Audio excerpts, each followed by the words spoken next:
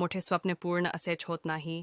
या जगात बिना काम करे कोणीच मोठे होत नाही. आपले नसीब देव नाही आपले काम बनवते. तुम्ही मला खोटा शिका बोलताना तर लक्षात ठेवा खोटा शिका. पण क्रिकेटमध्ये टॉस कराल वापरतात बरं का हातातल्या लाईन्स वर कधीच विश्वास ठेवू नका, कारण फ्युचर तर त्याच पण असते ज्यांना हात नसते. कधी कधी स्वार्थी होणं गरजेचं असते, कारण स्वतःची केअर कराल तेव्हाच दुसऱ्याची करू शकाल.